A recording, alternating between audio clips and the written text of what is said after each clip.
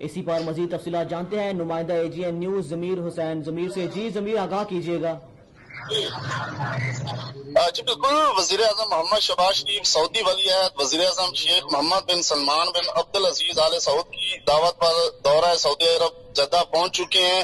Jeddah پہنچنے پر مکہ کے نائب گورنر شہزادہ سعود بن مشال بن عبدالعزیز، سعودی عرب کے وزیر زراعت پانی اور ماحولیات عزت مآب انجینئر عبد الرحمان بن عبد المحسن الفضلی اور پاکستان کے سعودی عرب میں سفیر احمد فروغ اور اعلیٰ سفارتی حکام نے وزیر اعظم پاکستان اور ان کے وفد کا پرتپاک جو ہے وہ استقبال کیا ہے.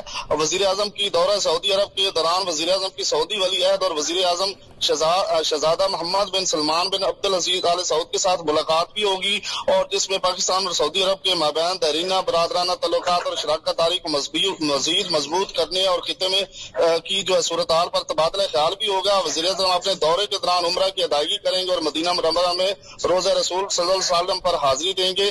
نائب وزیر اعظم وزیر خارجہ محمد اسحاق ڈار، آرمی چیف اور chief of defence forces field marshal Syed Asim Munir, وفاقی وزراء خواجہ محمد آصف وطاء اللہ تارڑ اور معاون خصوصی طارق فاطمی بھی وزیر اعظم کے جو ہے اس دورے میں ان کے ہمراہ ہیں. تو آج خصوصی طور پر جو ہے وزیر اعظم پاکستان سے جو ہے وہ جدہ کے لیے روانہ ہوئے تھے، اور جو کہ اس وقت وہ جدہ پہنچ چکے ہیں. جدہ پہنچنے پر جو ہے ان کا پرتپاک استقبال کیا گیا ہے. ان کے جو وفد ہے اس میں وفاقی وزراء سمیت آرمی چیف سید آصم منیر بھی جو ہے وہ شامل ہیں.